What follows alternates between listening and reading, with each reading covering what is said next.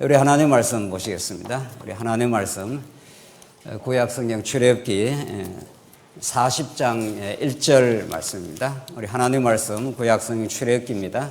출애굽기 40장 1절 말씀입니다. 찾으신 줄 알고 봉독 드리겠습니다. 우리 하나님 말씀 구약성경 출애굽기 40장 1절 말씀입니다. 여호와께서 모세에게 말씀하여 이르시되 너는 첫째 날 초하루에 성막 곧 회막을 세우고 또 정거궤를 들여놓고 또 휘장으로 그 궤를 가리고 또 상을 들여놓고 그 위에 물품을 진설하고 등잔대를 들여놓아 불을 켜고 또 향단을 정거궤 앞에 두고 성막 문에 휘장을 달고 또 번제단을 회막의 성막 문 앞에 놓고 또 물 두멍을 회막과 제단 사이에 놓고 그 속에 물을 담고 또 뜰 주위에 포장을 치고 뜰 문에 휘장을 달고 또 관유를 가져다가 성막과 그 안에 있는 모든 것을 발라 그것과 그 모든 기구를 거룩하게 하라. 그것이 거룩하리라. 너는 또 번제단과 그 모든 기구에 발라 그 안을 거룩하게 하라. 그 제단이 지극히 거룩하리라. 우선 10절까지 봉독드렸습니다. 이번 주가 되면 새 정부가 출범하여 취임식도 하고 아마 국가의 비전도 선포하고 국가의 영광을 발표하는 날입니다. 이것은 세상 나라의 한 모습일 뿐이고 우리가 추구하는 영원한 하나님 나라 영광에 비하면 지극히 파편적이고 그림자적이고 모형적인 모습일 뿐입니다. 우리가 지금 살펴가는 출애굽기 말씀에 따르면 창세기부터 구약에 하나님께서는 하나님 당신의 나라를 언약을 하시고 그 역사 과정을 통해서 신실하게 어떤 방해 요소처럼 보이는 것에도 불구하고 하나님께서는 당신의 언약적 의지를 당신의 나라 건설에 하나님께서 실현해 나가신다 하는 것을 우리가 창세기부터 출애굽기 오늘 이제 마지막 출애굽기 총정리를 하게 되겠는데 또 우리 다음 시간에 이어지는 레위기서의 말씀을 통해서 한치의 오차 없이 하나님의 당신이 통치하시는 나라를 구약으로 말하면은 이스라엘 나라를 하나님께서 건설해 가신다. 그 나라를 통해서 하나님의 비전과 하나님의 영광이 선포됩니다. 특별히 오늘 40장 내용, 오늘 출애굽기 마지막 부분을 우리가 이제 상고하게 되겠는데 오늘 40장 내용에서는 모든 이제 준비 작업이 끝나고 하나님의 성막이 완성이 됩니다. 성막이 완성이 되고 마지막에 그 성막 위에 하나님께서 구름으로 임하시고 상징적인데 구름이 그 위에 임하시고 하나님의 영광이 충만했더라. 이렇게 출애굽기가 종료가 됩니다. 출애굽기 자체로 성경 말씀이 다 끝난 건 아니고 계속 이제 이어져서 이제 레위기서로 신해산 언약이 이어지게 되는데 우리 지난 시간 우리가 확인했던 그 아주 중요한 내용을 우리 잠깐 복습을 하고 바로 이제 본문 들어가겠습니다. 지난 시간 42절로 한번 봅시다. 39장 42절 내용인데 여호와께서 모세에게 명령하신 대로 이스라엘 자손이 모든 역사를 마치매 모세가 그 마친 모든 것을 본즉 여호와께서 명령하신 대로 되었으므로 모세가 그들에게 축복하였더라. 우리 지난 시간 이 부분을 우리가 확인하고 이 부분의 그 신학적이고 복음적인 의미가 얼마나 중요한가를 우리가 정리를 했습니다만은 한 번 더 확인하고 40장을 읽어나가면 더 분명하고 확실합니다. 하나님께서 천지 만물을 지으시고 그 마지막 6일째 아담을 짓고 하나님께서 아담에게 복 주시며 가라사대 이렇게 했다는 걸 우리 지난 시간에 이야기했죠. 그러니까 우리가 지금 출애굽기서를 말씀을 읽지만은 창세기하고 출애굽기는 분리된 책이 아니죠. 출애굽기는 분리하여 볼 수 있는가? 자꾸 성경을 앞뒤 맥락을 끊어가지고 어떤 부분을 자꾸 이렇게 강조를 하거나 특별히 주장을 하게 되면은 성경이 흘러가는 하나님의 그 신실하신 성취 사건, 그 여호와 하나님 되심을 자꾸 이렇게 차단이 되거나 심지어는 왜곡까지 됩니다. 우리가 뭘 어떻게 해야 된다라든가 저렇게 해야 된다라든가 이렇게 해야 복을 받는다라든가 저렇게 하면 안 된다라든가 이런 잡설이 강단에서 증거가 될 수가 있는 거죠. 그러나 성경은 오늘 본문의 말씀처럼 우리 39장 마지막에 하나님께서 이제 성막에 대해서 모든 준비 역사를 마치고 이제 곧 성막을 최종 이제 완성을 하게 되는데, 모세가 그 마지막에 여호와께서 명령하신 대로 되었으므로 모세가 그들을 축복하였더라. 이 부분이 너무도 중요한 부분이라는 걸 확인하면서 우리가 아담에게 하나님께서 아담을 짓고 축복을 한 거죠. 복을 주신 거죠. 축복은 복에 대해서 비는 거니까 하나님께서 복 주어 가라사대 바라크라고 하는 성경에서 언약이라는 용어와 동등하게 중요한 말씀입니다. 이 언약이라는 베리트라고 하는 이 히브리어하고 동등할 만큼 중요한 바라크, 이 복. 하나님께서 복을 주신 건데 그게 복이 언약의 방식으로 주시겠다는 거죠. 그리고 언약의 방식으로 줬기 때문에 그는 반드시 성취가 된다는 거죠.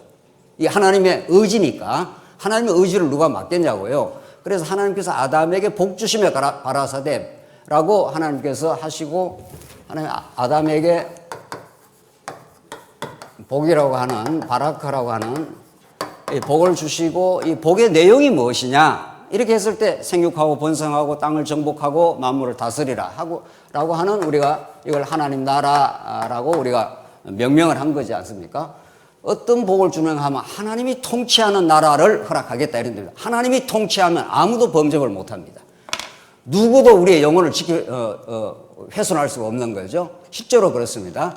우리의 육체는, 이것은 태어나서 점점 후퇴하고 마지막은 쇠에서 흙으로 돌아가지만은 하나님께서 우리에게 담겨주신 영혼, 하나님이 우리와 함께 하신다는 확정, 우리의 성전됨, 우리가 그리스도의 성전되는 이 영원한 성정은 아무도 훼손할 수가 없어요.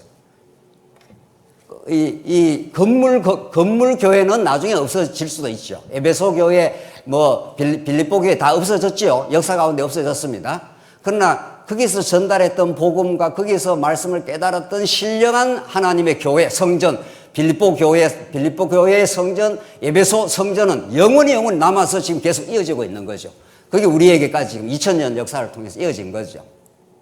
자, 그래서 하나님은 그 나라에 관한 복을 주셨는데 아담이 타락을 하지 않습니까? 타락을 하면은 복 받을 자격이 없느냐? 그렇지 않다는 겁니다. 타락을 하면은 맞을 이유는 있는 거죠. 그렇죠? 타락이란 건 하나님의 뜻대로 하나님이 하지 마라 하는 걸 자기가 해버렸기 때문에 사랑의 채찍을 맞아도 복으로부터 제외되는 그런 법은 없습니다. 자기 아들을 낳았는데 아들이 좀 빗나가고 어리석게 군다고 해서 아들의 존재론적 지위가 사라지지 않습니다. 그렇잖아요? 그냥 말 안 듣고 아버지 말 안 듣고 자꾸 빗나가고 하면은 불러갖고 사랑에 매는 때려도 복이 사라지는 건 아니에요. 그래서 타락 이후에 하나님께서 다시 복을 실현을 합니다. 어떻게 실현을 하는가? 타락을 했기 때문에 그냥 실현을 하지는 않죠. 그게 하나님께서 성막, 나중에 성전으로 하나님이 복을 주셔요. 그러니까 이 복은 똑같은 복이에요. 이 복이 변하지 않습니다. 복이 변하지 않는데 복을 주는 방식이 변한 거죠. 그렇죠? 복이 주는. 자식을 낳아놓고 자식은 영원히 자기 자식으로 사랑할 건데 말 안 듣고 빗나가면 때려서 사랑하는 거죠. 그렇죠?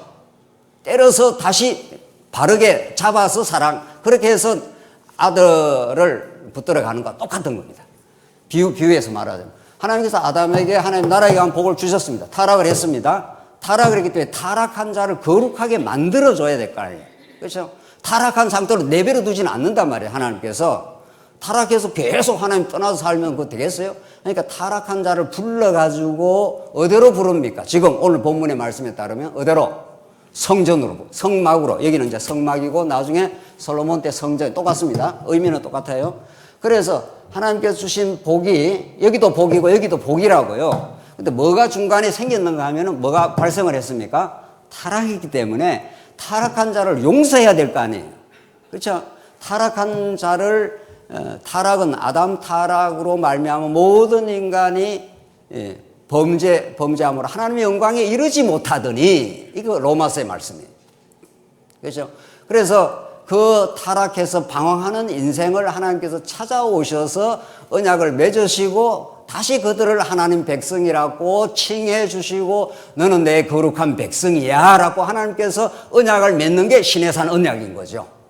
우리 시내산 언약 19장 5절로 6절에 너는 내 소유, 내 거룩한 백성, 내 제사장 나라야. 이렇게 하나님께서 그냥 일방적으로 선언을 해버린 거죠. 그래서 하나님 나라 백성의 복을 아담에게 주신 것이 타락에도 불구하고 그 형식이 달라진 것 뿐이라는 거예요. 어떻게? 성막의 형식을 통해서 너는 내 사랑하는 백성, 나는 너의 여호와 하나님 이렇게 되는 거죠. 이 언약 관계를 새롭게 맺는 거죠. 이 부분이 오늘 40장 마지막입니다.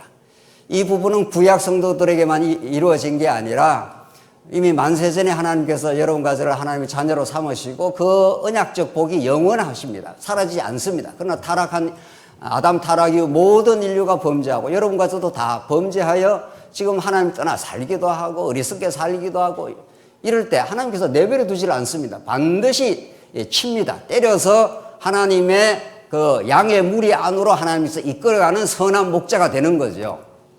그래서 우리 삶 속에 때로는 아픔도 있고 때로는 고난도 있고 때로는 하나님께 매맞음도 있고 때로는 뭐 시련도 있고 우리가 꼭 잘못해서만 맞는 건 아니고 더 우리를 단련시키기 위한 시련도 있고 이렇게 해서 하나님께서 우리를 착착하게 불러서 하나님 백성을 만들어 가시는 역사, 특별히 이스라엘 백성들에게는 우리 이미 출애굽기에서 확인한 대로 애굽에 400년 종살이가 나왔기 때문에 그들은 존재 자체가 죄인이에요. 우리가 이거 여러 번 강조했죠. 400년 종살이를 했는데 무슨 수로 스스로 능력으로 하나님 여호와를 섬깁니까? 이게 머리끝에서 발끝까지 죄로 완전히 물들어 있는 그런 백성이라는 거죠. 그렇기 때문에 그들이 그런 존재 자체가 죄인이 우리 출애굽기 32장에서 뭐로 드러났다고요? 그냥 그들은 모세만 잠시 자리를 비우면은 하는 게 범죄입니다. 그게 공송아지 사건 아니에요. 이스라엘 백성이 다 그런 겁니다. 아무도 여기에서 벗어날 사람이 없다는 거죠. 그걸 하나님 노출을 한번 시키고 너희들은 이런 존재야. 아무도 누가 누구를 뭐 흠잡고 누가 누구를 정죄할 만한 자격이 아무도 없어. 이걸 완전히 평등한 거죠. 그야말로. 이게 정말 하나님께서 하나님 앞에서 아무도 자랑하지 못하게 만드시고 하나님 본격적으로 이제 성막에 대해서 가르쳐 주시고 오늘 축복을 해서 이제 이 축복이 하나님이 축복하셨더라 이런 거죠. 오늘 40장 내용 우리 읽은 대로 이제 구체적으로 이제 하나하나 성막을 세웁니다. 2절에 너는 첫째 날 초하루에 성막 곧 회막을 세우고 하면서 이렇게 세웠습니다. 12절로 가겠습니다. 너는 또 아론과 그 아들들을 회막 문으로 데려다가 물로 씻기고 아론에게 거룩한 옷을 입히고 그에게 기름을 부어 거룩하게 하여 그가 내게 제사장 직분을 행하게 하라. 이렇게 해서 성막을 세우고 성막에서 그 성막 사역을 할 수 있는 제사장에게 물로 씻기고 거룩한 옷을 입히고 우리 지난 시간 다 확인했지 않습니까? 제사장들 거룩한 옷을 입혀서 하나님과 만날 수 있도록 그렇게 해주신다는 거죠. 자, 중요한 건 16절입니다. 모세가 그같이 행하되 또 여호와께서 자기에게 명령하신 대로 다 어떻게 해요?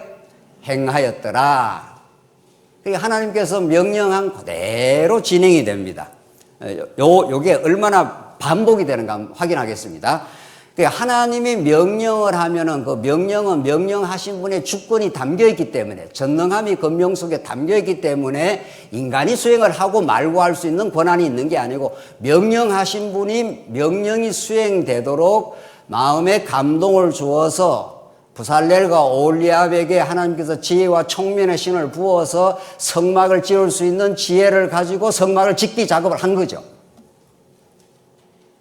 그래서 우리 교회는 하나님이 우리에게 역사하셔서 성막을 지어 가신다는 거죠. 이 궁극적 메시지는 예수 그리스도가 참 성막 짓기의 원동자지요. 예수 그리스도가 이 땅에 성막을 지으러 오신 근본적인 주체이신 거죠. 자, 이래서 하나님 명령대로 되었더라. 17절 보십시다. 둘째 첫째 달에 곧 그 달 초하루에 성막을 세우니라. 모세가 성막을 세우되 그 받침들을 놓고 그 널판들을 세우고 그 띠를 띄우고 그 기둥들을 세우고 19절 봅시다. 또 성막 위에 막을 펴고 그 위에 덮개를 덮으니 여호와께서 모세에게 뭐라고요? 명령하신 대로 되니라. 이 절대 명령, 그죠? 두 번 나왔죠. 21절로 가봅시다. 또 궤를 성막에 들려놓고 가리개 휘장을 떨여 그 정극궤를 가리니 여호와께서 모세에게 뭐라고요? 명령하신 대로 되었더라. 자, 이제 휘장에 대해서 하나님께서 다 짓게 하신 거. 23절 또 여호와 앞에 그 상위에 떡을 진설하니 여호와께서 모세에게 뭐라고요? 명령하신 대로 되었더라. 25절 또 여호와 앞에 등잔대에 불을 켜니 여호와께서 모세에게 명령하신 대로 되었더라. 왜 이 어구를 반복적으로 이렇게 하느냐고요. 여기에 중요한 의미가 있지 않아요. 우리 마태복음에서 아브라함이 이삭을 낳고 이삭이 야곱을 낳고 야곱이 또 누구를 낳고 이 똑같은 메시지가 이렇게 반복적으로 진행이 될 때 그 지루한 말씀이 아니라 우리가 정말 주목을 해야 되는 말씀이 되는 거죠. 그만큼 중요하니까 반복을 한 거란 말이죠. 성막 짓기 작업이라는 것이 이 성막이라는 이 정말 하나님 나라가 상징적으로 이루어지는 장면이에요. 성막이라는 게. 하나님 나라하고 성막은 의미적으로 똑같은 거예요. 하나님이 거기에 좌정하신 곳이니까 하나님이 거기에 지성소에 계시고 성막을 통해서 속죄를 이루어주고 성막을 통해서 이스라엘 나라를 내가 좌정하여 통치하겠다 이런 뜻이란 말이죠. 하나님 나라는 하나님이 통치하겠다는 뜻이니까 뭘로? 용서함으로 이런 거죠. 이 사랑의 통치를 하나님께서 이루시겠다 이런 내용이 명령함으로 되었더라. 명령한 대로 그대로 되었더라. 명령한 대로 되었더라. 이렇게 된다는 거예요. 이건 인간이 계획을 했다라든가 인간이 뭐 의지 발동을 했다라든가 인간이 이렇게 하면 좋으니 하나님께 나갈 수 있는 방법을 만들어 보자라든가 이런 인간 편에서 어떤 시도나 계획이 없었다는 겁니다. 하나님 편에서의 작정하심과 언약하심과 그의 명령하심이 그대로 진행이 됐다. 이런 뜻이죠. 알고 보면 성경은 너무 쉬운 겁니다. 사실은. 그 깊이와 넓이는 이루 말할 수 없이 청량할 수 없이 깊고 넓지만은 그 원리적으로 말한다면은 말이죠. 성경이 자꾸 어렵다는 그 신학자들의 그 허탄한 주장들 말이죠. 성경 어렵다고 말이죠. 아무나 뭐 성경은 모른다고. 성경 깊이 히브리어 잘 알아야 되고 헬라어 잘 알아야 성경을 안다고. 이런 허탄한 소리들 말이죠. 히브리어 아는 것도 필요하고 헬라어 아는 것도 필요하고 신학적 공부도 필요하고 다 필요하지만은 성경은 원리적으로 복잡한 게 아닙니다. 원리적으로 얼마나 간결한 하나님의 자기 계시, 당신의 언약하면 언약을 이루겠다는 겁니다. 누구를 통해서? 예수를 통해서 당신의 영광을 보여주겠다는 겁니다. 이 원리가 그렇게 복잡하고 어려우면 우리가 어떻게 예수를 믿나요? 그렇잖아요? 히브리어 헬라어를 아무나 그렇게 합니까? 그건 신학교에 가서 전문적으로 하는 건데 해서 다 성경의 진리를 깨달았는데 도움이 되긴 합니다만은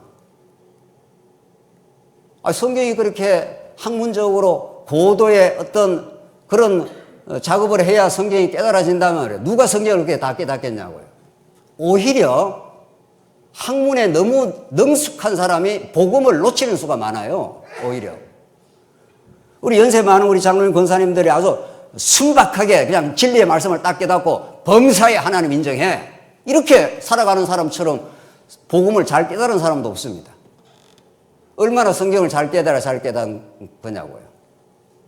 성경에서 이렇게 하나님이 작정하신 것을 명령하면 그대로 된다.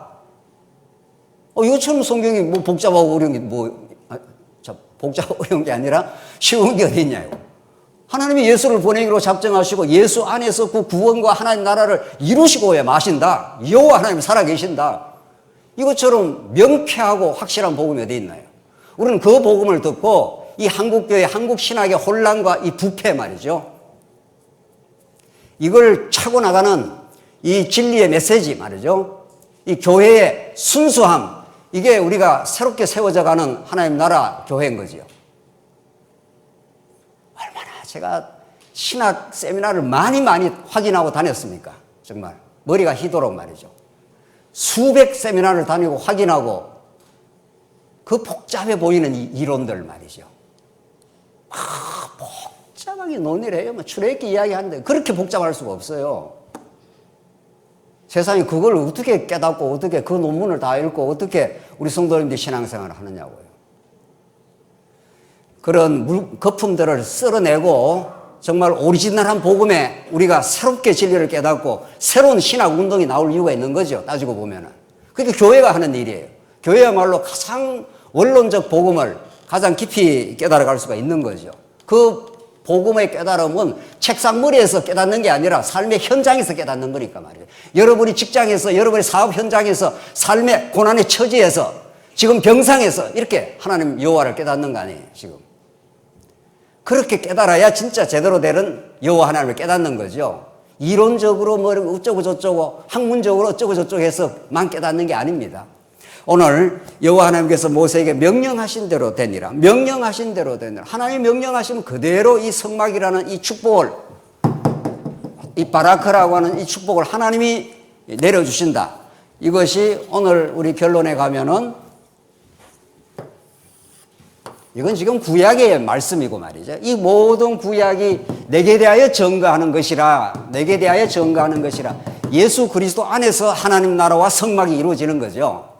예수님 그래서 내가 천국이 가까이 왔느니라, 하나님 나라가 가까이 왔느니라 회개하라. 이렇게 예수님이 천국으로 오시고 예수님이 십자가에 죽으심으로 성전이 되셨지 않습니까?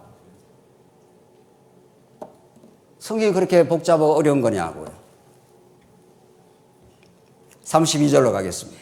그들이 회막에 들어갈 때와 제단에 가까이 갈 때에 씻었으니 여호와께서 모세에게 또 뭐라고요? 명령하신 대로 되니라. 명령하면 그대로 된다는 거예요. 명령 하나면. 이게 놀라운 하나님의 주권이요, 하나님의 복주심이요, 하나님의 나라요, 하나님의 성막이요, 그런 거죠. 정말. 33절 그는 또 성막과 제단 주위 뜰에 포장을 치고 뜰문에 휘장을 다니라. 모세가 이같이 역사를 마치니. 34절입니다. 구름이 회막에 덮이고 여호와의 영광이 성막에 충만하매. 그죠? 구름이 회막에 덮이고 여호와의 영광이 성막에 충만하매. 이게 성경 전체의 결론이기도 합니다. 출애굽기 결론일 뿐만 아니라 구름이 회막에 덮이고 구름이 이제 회막 위에 덮였습니다. 이게 하나님이 임재하신다는, 하나님이 이제 임하여 살아 계신다고 하는 그 상징이라고요. 구약에 구름이라는 게. 그리고 하나님의 영광이 성막에 충만하니, 여호와의 영광이 충만하니, 이게 우리 우주와 이 교회 안에 충만한 하나님의 영광을 보는 눈, 이게 성경 계시의 목적이에요. 이게 여호와의 영광이라는 게. 예수가 이 땅에 말씀이 육신되어 계시니 하나님의 진리와 은혜가 충만하고 거기에 하나님의 영광이 임하신 거죠. 예수 그리스도 안에. 그렇죠? 자, 그러니까 우리는 결국은 우리 하나님의 백성들은, 우리 여호와 하나님의 언약 백성들은 결국은 우리의 이 땅에 두신 목적은 여호와의 영광을 누리고 깨닫게 하는 것. 이게 하나님께서 이 땅에 우리를 보내신 궁극적 목적입니다. 하나님이 자기 언약의 방식을 통해서 당신의 살아있음과 그 위대한 속성을 영광의 방식으로 보여주시겠다는 거예요. 지금 우리 출애굽기 맥락은 성막이라는 방식을 통해서, 왜냐하면 아담이 타락했기 때문에 그전에는 그냥 아담에게 그냥 복 주셨지 않습니까? 하나님 나라로 내가 통치하는 나라에 너가 거하게 해준다. 이게 에덴 동산 아닙니까? 에덴에서 아무도 하나님이 통치하시는 에덴이야말로 너무도 좋은 하나님 나라의 모형인 거죠. 그게 우리는 하나님 나라의 원형인 거죠. 그야말로. 그런 하나님 나라를 보여주시고 아담이 타락하고 나서는 하나님께서 죄인이 하나님의 영광을 누릴 수 있는, 죄인이 하나님을 만날 수 있는, 그렇게 성막이라고도 하고 회막이라고도 했지 않습니까? 하나님을 만난다는 거예요. 신부가 신랑을 만나는 것처럼 좋은 게 없잖아요.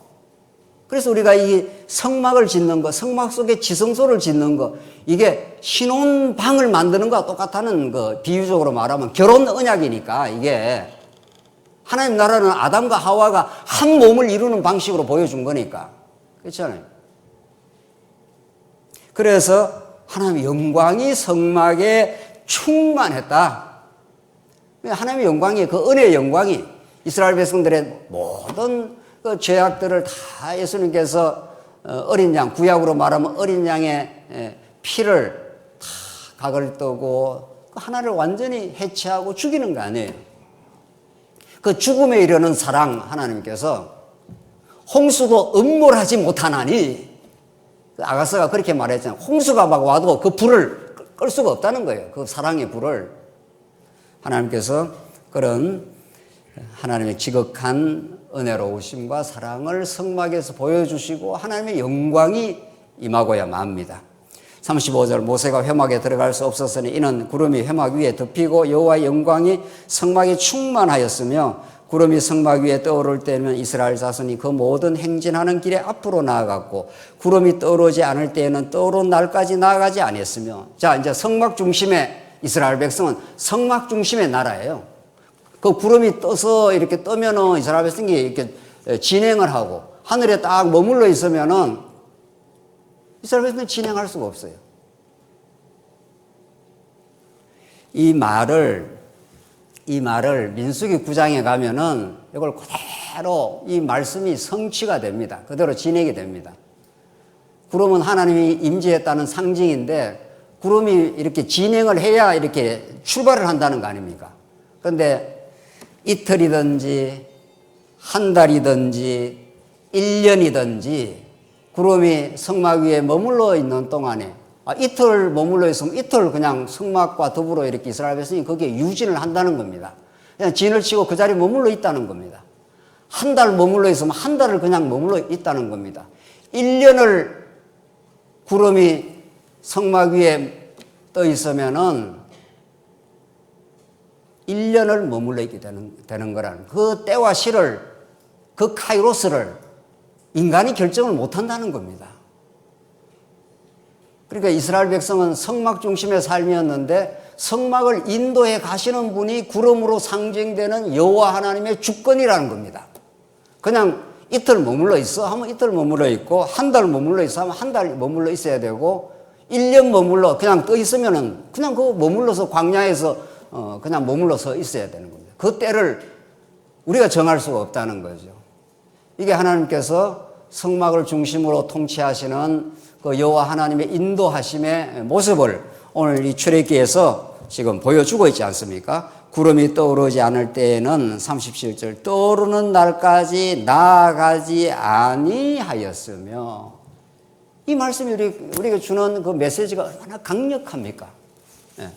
우리는 우리의 때를 마음대로 정하고 싶은 거죠. 이게 타락한 인간이 하나님과 같이 되고자 하는 속성이라고요. 내가 사업을 하면 딱 2년 만에 돈 벌어야 되겠다. 뭘 하면 이렇게 해야 되겠다. 교회를, 목회를 해도 내 목회를 내 마음대로 이렇게 해야 되겠다. 이런 타락한 속성이 인간에게 있다고요. 아무리 뭘 하려고 해도 하나님께서 좀 브레이크를 딱 걸어 놓으시면은 그냥 1년 동안 그냥 머물러 있는 겁니다. 성막의 통치는 성막을 지은 모세가 통치하는 게 아니라 하나님께서 모세라는 중보자를 통해서 성막을 짓게 하셨을 뿐이고 성막을 통한 통치는 여호와 하나님 한 분이 통치하신다. 하나님 나라는 하나님이 통치하듯이 성막도 성막을 짓게 하신, 성막을 명령해서 짓게 하신 그 여호와 하나님이 성막을 통치하신다. 이스라엘 백성을 다 하늘에서 다 통치하고 계신다. 지금 그 말 아닙니까? 이거 아멘 해야 되는 건데 말이죠. 네. 정말 우리가 이 하나님의 말씀 우리가 듣고 정말 그렇습니다. 정말 하나님께서 이틀이든 한 달이든 1년이든 머물러 있게 하라면 머물러 있겠습니다. 하나님이 진행하라 하면 또 진행을 해야 되는 거죠. 나는 가기 싫은데요. 뭐 이런 게 없는 겁니다. 우리 코로나 2년여 세월 동안 언제나 코로나가 끝날라나 우리 성도님들이 우리 모두가 기도했지 않습니까? 이 코로나가 좀 종식되게 해 주시옵소서. 이렇게 기도는 하고 그 언제 종식이 될지는 하나님의 주권에 달린 거니까. 그래서 우리 코로나가 참 어려운 시간이기도 했지만 정말 하나님께서 물리적인 방식으로 우리의 무능함과 하나님의 전능하심과 그리고 하나님 우리를 보호하시고 사랑하심을 우리가 더 생생한 일반 계시의 방식을 통해서 확인을 한 겁니다. 이렇게 해서 38절 결론인데 낮에는 여호와의 구름이 성막 위에 있고 밤에는 불이 그 구름 가운데 있음을 이스라엘의 온 족속이 그 모든 행진하는 길에서 그들의 눈으로 보았더라. 이게 중요해요. 그들의 눈으로 직접 체험을 딱 했어요. 아하, 이거 우리가 마음대로 이렇게 광야를 마음대로 진행해서 마음대로 가나안 땅 들어가는 게 아니라 하나님의 계획이 있고 하나님의 시와 때가 있고 하나님 보호하심이 있고 성막에서 이스라엘 백성들이 이제 앞으로 레위기서와 민수기서를 공부해 보면 하나 많이 반역을 합니까? 정말 이스라엘 백성들이 그 반역과 어리석음은 정말 때때마다 분출을 했지만은 하나님 그 때때마다 성막을 통해서 그들을 용서하시고 그들을 인도하시고 하나님께서 주권적으로 시와 때를 정해놓고 하나님께 인도해 가시는 여호와 하나님. 이런 말씀이 레위기서 민수기로 이제 이어져 나갑니다. 오늘 우리 출애굽기 총 정리를 하십시다. 우리가 출애굽기 1장에서 40장에 이르는 출애굽기는 도무지 출애굽기 한 권 분리해서 우리가 말씀을 볼 수 있는가? 결코 그럴 수 없다. 우리는 성경 66권이 통권이다. 통권. 한 권으로 하나님께서 성령 하나님께서 거의 장장 1600년 동안 40여 명의 기자를 동원하긴 했습니다만은 한 분 성령 하나님께서 이걸 감동하여 기록하여 하나님께서 이렇게 편집까지 해서 딱 만들어 놨기 때문에 이렇게 창세기와 출애굽기가 너무도 수미일관하게 연속적으로 이렇게 그리고 우리 다음 시간 레위기서에서 확인하는 그 수많은 제사법에 대한 이야기들도 이 출애굽기와 너무도 잘 연속적으로 연결이 되는 거죠. 이 길을 타고 이 줄기를 타고 이제 장차 오실 예수 그리스도 안으로 하나님께서 성취해 가신다는 거죠. 그래서 어느 성경 어디를 봐도 그리스도 한 분이 우리에게 드러나고 그리스도 한 분의 영광을 통해서 여호와 하나님의 살아계심과 그 은혜를 우리가 발견하게 되는 거죠. 우리 출애굽기 큰 흐름 이제 오늘 결론이니까 이제 기억나십니까? 하나님께서 출애굽을 했습니다. 출애굽도 굉장히 중요한 역사지만은 더 중요한 거는 애굽의 400년 종살이에서 건져내는 사건이죠. 이 하나님 전적인 주권이었죠. 이스라엘에서 열재앙으로도 못 나왔죠. 하나님께서 나오게 했습니다.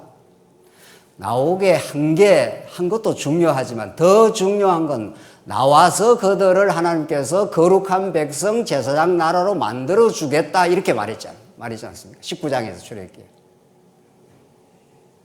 그러니까 하나님께서 이 큰 흐름을 이해할 때 언약을 꼭 기억하고 이 제사장 나라를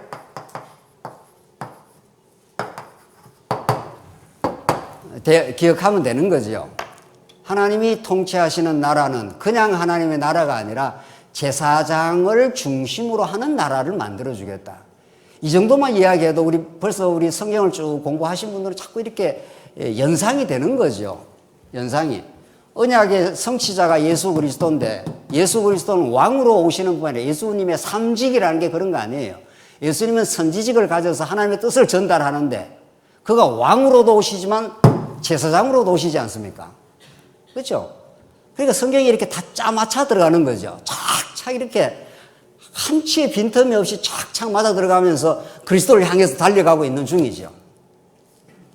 그래서 이런 큰 출애굽기의 흐름을 창세기에 나타난 하나님의 창세기 1장 28절에 나타난 하나님의 언약이라고 하는 하나님 나라에 관한 언약이 이제 신의 산 언약을 통해서는 제사장 나라의 방식으로 하나님의 여호와의 영광을 드러내겠다. 그 제사장 나라의 핵심이 뭐라고요? 그게 성막 아닙니까? 성막에서 제사장들이 제사를 드리는 거니까. 왜? 십계명을 이스라엘 백성이 지킬 수가 없어요. 지킬 수 있다 없다는 말도 성립 안 한다 그랬죠.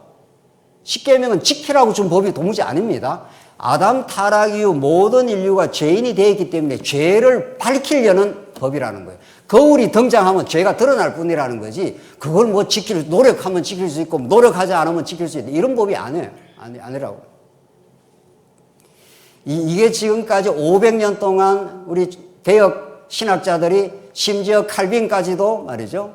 이걸 도덕법이라 이렇게 해가지고 내가 노력해서 지켜야 되는 법인데 애써서 지키다가 못 지키는 힘이 들면 성령이 와서 좀 도와주신다고 그러냐고요.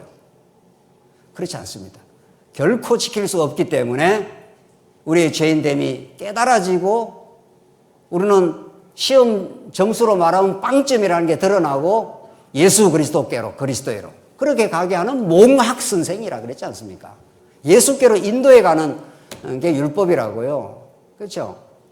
그렇게 우리는 이 언약의 제사장 나라를 하면서 세 번째, 시내산 언약이 얼마나 중요한가. 우리 아브라함 언약도 뭐 말할 것도 중요하죠. 아브라함 언약 이전에 아담과 맺은 언약 말할 것도 없이 원령적이고 실체적으로 중요한 거죠. 이 세 가지 요소를 통해서 하나님 나라를 자손이 생육하고 번성하며 땅 정복하며 만물을 다스리라고 하는 이 하나님 나라에 관한 이 법은 아담에게 주신 법은 아브라함에게 그대로 계승이 되었고 아브라함에게 하나님께서 네가 큰 민족을 이루게 된다. 그 큰 민족이라는 게 큰 나라하고 개념이 똑같습니다. 내가 큰 나라를 이루어주겠다. 그런데 너희들은 400년 종살이 했기 때문에 내가 이루어지는 나라는 시내산 언약을 통해서 이루어주겠다. 그래서 아브라함 언약 이후에 시내산 언약이 붙어 있는 겁니다. 아브라함 언약 따로 공부하고 시내산 언약 따로 공부하고 이러면 안 된다는 겁니다. 그렇죠? 우리가 지금 계속 창세기부터 줄기를 잡아서 해나가는 게 아브라함 언약은 하나님 나라를 이루어주겠다는 큰 범주의 언약이죠. 자손도 이루어주고 땅도 정복하고 나라도 왕을 보내서 통치하는데 그 나라가 어떤 법으로 다스리느냐 지금 그 말 아닙니까? 최근에 우리나라가 법 때문에 뭐 시끌적벅적하지 않습니까? 이 자유민주주의 국가의 헌법, 이 법질서, 법이라는 게 있는 거죠. 공산주의 국가에 가면 공산주의의 법이 있다는 거예요. 법이 달라요. 그렇죠? 그 나라를 통치하는 통치법이 다르다고요. 공산주의 국가에 가면은 공산당이 모든 걸 통치하게 돼 있는 거예요. 그렇게 헌법을 만들어 놓은 거예요. 그러나 자유민주주의 국가에 오면은 누가 권력을 갖고 있는 겁니까? 누가? 권력은 어디서부터 나오는 거예요? 국민으로부터. 우리는 뭐 민주시민이니까 말이죠. 대통령으로부터 권력이 나오는 게 아니에요. 대통령 시원찮으면 5년 만에 딱 선거해서 제껴버리면 되는 거죠. 제낀다는 말은 좀 그러네요. 끌어내릴 수가 있는 거죠. 그러니까 권력이 국민에게 있는 거예요. 그러니까 우리 민주국가인 거죠. 하나님 나라는 국민에게 있는 게 아니에요. 우리 여러분과 저에게 있는 것도 아니고 말이죠. 무슨 목사에게 있는 것도 아니고 말이죠. 오롯하게 예수 그리스도 한 분이 우리의 왕이 되시고 모든 권세와 권력은 그분으로부터 나오는 거죠. 그래서 하나님 말씀이 우리를 통치하신다는 거죠. 그래서 예수 그리스도가 통치하는 하나님의 나라는 구약에는 시내산 언약의 율법을 통해서 통치를 하신다는 거죠. 율법이라는 건 죽이기도 하고 살리기도 하는 법이에요. 왕이라는 건 죽이기도 하고 살리기도 하는 거예요. 마음대로 하는 거예요. 그렇게 이 출애굽기를 시내산 언약을 하나님이 당신의 나라를 아브라함에게 나라를 건설해 주겠다 하고 시내산 언약 이 율법을 줘가지고 내가 율법대로 나라를 통치하겠다 이 말입니다. 그 시내산 언약이 얼마나 자애로운 통치법이냐고요. 십계명대로 하면 다 주고 마땅해요. 다. 그런데 하나님께서 너가 어린 양 하나를 흠 없는 거 가져와. 그래서 죽여 흠 없는 어린 양을. 그리고 그 피를 가져와 지성소로. 그러면 내가 너를 용서해 주겠어. 용서함으로 통치를 하는 거죠. 그러니까 이 시내산 언약이 얼마나 정말 은혜의 법이냐고요. 은혜의 통치법이냐고요. 그래서 아브라함 언약과 시내산 언약은 분리해서 설명할 수 없는 거죠. 그렇죠? 아브라함 언약은 큰 나라의 범주를 정해줬다면 이 나라를 통치하는 통치법의 성격이 어떤 거냐? 거죠. 통치법의 성격이 어떤 거냐? 그래서 하나님께서 계명을 딱 선언을 하면은 모두가 죄인이 되지 않습니까? 그러나 규례를 통해서 속죄 제사를 하나님께서 해주시면 그들이 다시 하나님 나라 백성이 되고 이스라엘 국가 백성이 되어서 가나안 땅을 향해서 진군해 하면 쫙쫙 진군하지 않습니까? 그들이 뭐를 중심으로? 예? 성막을 중심으로. 이 성막이 하나님 나라의 상징이니까 말이죠. 그러니까 이스라엘 백성은 머물러 있을 때도 딱 12지파가 성막 주위에 딱 둘러앉아 있고 진행할 때도 성막을 중심으로 해서 착착 진행합니다. 여러분과 제가 예수 그리스도 안에서 성취된 거죠. 이게 신약으로 이어지는 거 아니겠어요? 신약으로 이 모든 창세기 출애굽기의 말씀이 우리의 영원한 성전 되시는, 우리를 지금 우리 앞에서 이끌어 가시는, 구름 기둥과 불 기둥이 되셔서 우리 앞에 이끌어 가시는 우리 교회의 진로와 방향을 하나님이 정해 놓으시고 지금까지 인도해 왔어요. 때로는 시련도 통과하고, 때로는 회복의 길을 가기도 하고, 우리 마음대로 뭐 잘못됐다 기다 이렇게 할 게 아니에요. 하나님께서 합력해서 여호와 하나님의 영광을 보여주고 성막을 통해서 구약의 하나님의 영광을 보여주셨듯이 우리가 어려운 시간들이 있긴 했습니다만은 그것도 합력해서 이런 거죠. 하나님 살아계심과 그 은혜로우심과 이스라엘 백성이 오늘 출애굽기 40장에서 그 모든 행진하는 길에서 그들의 눈으로 직접 보았더라, 성막을. 그런 것처럼 우리 앞에 서 계시는 예수 그리스도가 훤히 살아계셔서 지금 우리의 통치자가 되고 우리의 머리가 되신 거죠. 우리 안에 지금 계시잖아요. 아직도 안 보이시나요? 우리를 지금 통치하고 계셔요. 우리를 다스리는 우리 교회의 머리가 되시고, 여러분과 저의 아픔, 지금 겪고 있는 어려움, 우리가 겪어온 이런저런 일들, 이 모두를 하나님께서 때를 따라서 경륜하시고 통치하시고 인도해 오시면서 그의 영광을 선언하고 있는 중이지요. 그걸 여호와의 영광이라고 합니다. 여러분과 저 안에 우리의 임재하시고 그 복을 허락하시고 그 살아계심을 우리에게 보여주시는 하나님, 그 하나님 멀리 가 계시지 않습니다. 우리가 지금도 동행하시고 우리 교회와 함께 하시고 앞으로 우리 교회를 통치해 가실 것입니다. 그 하나님의 살아계심과 언약적 전망을 우리가 가지고 승리하시는 삶 되시기 바랍니다. 기도하십시다. 자비하신 하나님 아버지, 은혜를 감사합니다. 참으로 죄악으로 물들어 버린 우리 인생들이었지만 하나님께서 구약의 제사장 나라를 통해서 성막을 통해서 우리를 용서하시고 통치해 주시고 이스라엘 백성들을 이끌어 가셨듯이 이제 우리 예수 그리스도 안에서 죄 없다 해 주시고 하나님 자녀로 당당하게 설 수 있도록 우리를 이 자리에 세워주셔서 참으로 감사합니다. 우리가 모든 겪었던 일들을 합력해서 선을 이루어내고야 마시는 그 하나님의 살아계심을 믿고 우리가 한 걸음 한 걸음 주님을 따라가게 하시옵소서. 예수 그리스도의 이름으로 기도하옵나이다. 아멘.